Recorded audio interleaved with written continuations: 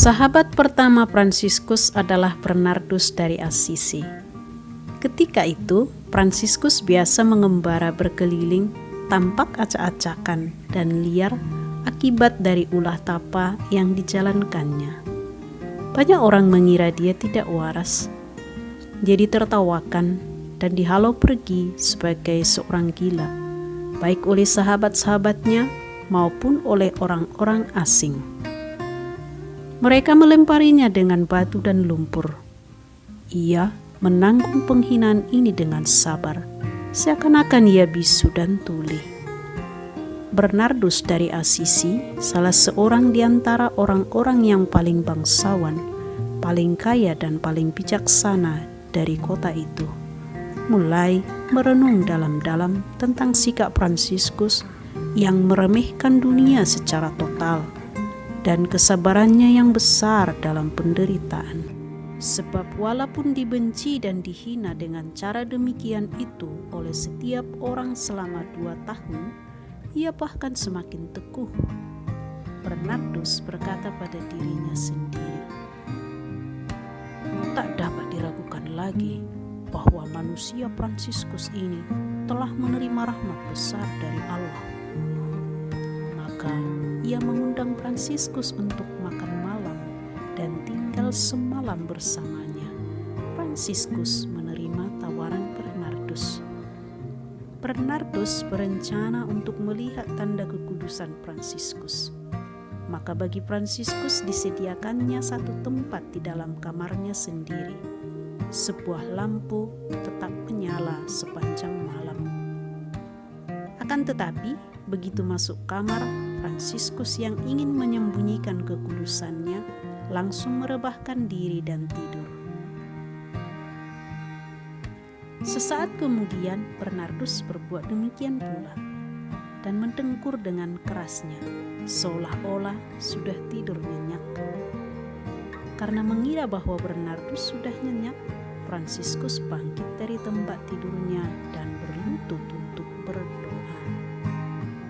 Sambil menengadahkan mata dan mengangkat kedua tangannya ke langit, ia pun berseru dengan penuh kehangatan dan rasa saleh, "Allahku, Allahku."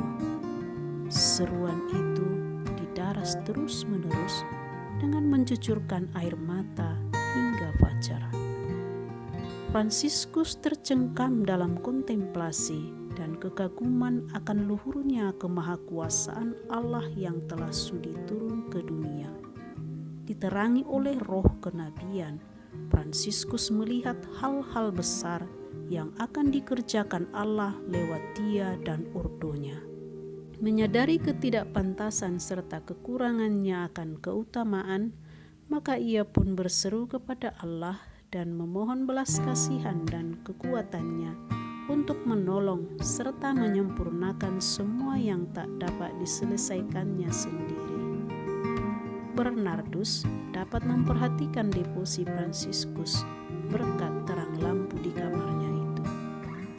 Sementara ia merenungkan kata-kata yang diucapkan Fransiskus, ia pun disentuh oleh Roh Kudus dan didorong untuk memperbaiki jalan hidupnya sendiri. Maka pada waktu fajar, dia pun memanggil Fransiskus dan berkata kepadanya, "Saudara Fransiskus, saya telah berbalik sepenuh-penuhnya dan bertekad untuk mengingkari dunia mengikuti jalan yang kau tempuh."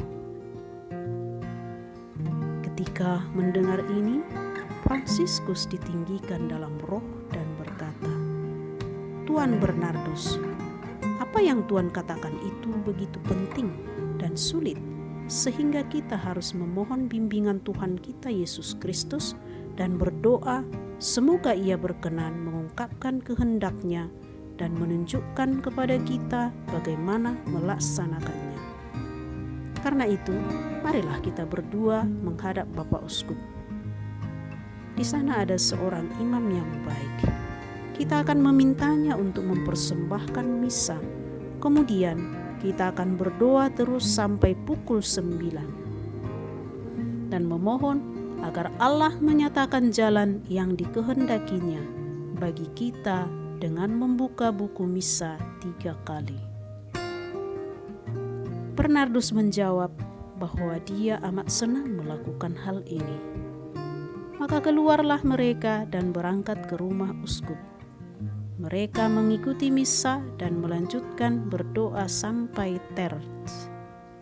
Lalu imam atas permohonan Fransiskus mengambil buku misa, membuat tanda salib, membukanya 3 kali demi nama Tuhan kita, Yesus Kristus. Pertama, mereka merenungkan bagian Injil di mana Kristus berkata kepada seorang pemuda yang bertanya kepadanya mengenai kesempurnaan. Jikalau engkau mau menjadi sempurna, pergilah dan juallah segala milikmu dan bagi-bagikanlah kepada orang miskin, lalu datanglah, ikutlah aku. Matius bab 19 ayat 21. Pada pembukaan yang kedua, mereka menemukan sabda Kristus ketika mengutus rasul-rasulnya untuk mewartakan Injil. Jangan membawa apa-apa untuk perjalananmu, entah tongkat, sepatu, dan uang. Ia ingin mengajar mereka untuk percaya total kepada Allah dan mengabdikan seluruh perhatian untuk mewartakan Injil suci. Pada pembukaan ketiga, mereka menemukan sabda Kristus. Bila seseorang mau mengikuti aku, hendaklah dia mengingkari diri sendiri, memanggul salibnya, dan mengikuti aku. Kemudian Fransiskus berkata kepada Bernardus, inilah bimbingan yang diberikan Kristus kepada kita. Pergilah dan laksanakanlah sesuai yang telah Tuhan dengar. Terpujilah Tuhan kita Yesus Kristus yang telah berkenan menunjukkan kepada kita jalan Injil-Nya. Bernardus pergi dan menjual segala miliknya, lalu dengan penuh kegembiraan membagi-bagikannya kepada orang miskin, para janda dan yatim piatu, para perantau, rohaniwan, dan rumah sakit. Fransiskus dengan setia dan bijaksana membantu Bernardus. Ketika Silvester melihat bagaimana Fransiskus memberi begitu banyak uang kepada kaum miskin, ia terseret oleh kelobaannya dan berkata kepadanya, "Kamu tidak membayar penuh kepada saya ketika membeli batu sewaktu memperbaiki gereja. Kini kamu mempunyai uang, ayo bayar kekurangan itu." Fransiskus terkejut karena kerakusan itu. Tetapi sebagaimana pengikut Injil yang sejati, ia tidak ingin bertengkar dengannya. Karena itu, ia memasukkan tangannya ke dalam pundi-pundi Bernardus dan memberikan segenggam penuh kepada Silvester sambil berkata bahwa jika ia meminta lebih, pasti akan diberi lagi. Akan tetapi Silvester puas dan pulang ke rumahnya. Sore harinya, ketika mengingat-ingat kembali apa yang diperbuatnya hari itu dan mengenang kesalehan Bernardus serta kesucian Fransiskus, dia pun mempersalahkan diri karena kerakusannya. Malam itu dan 2 malam berikutnya, ia mendapat penglihatan dari Allah. Dalam penglihatan itu ia melihat sebuah salib emas keluar dari mulut Fransiskus. Ujungnya sampai ke langit dan lengannya merentang dari timur sampai ke barat. Karena penglihatan ini, ia meninggalkan segala miliknya demi cinta akan Allah dan menjadi seorang saudara Dina. Dia mencapai kekudusan besar serta rahmat dalam ordo, sehingga ia berbicara dengan Allah seakan antar teman.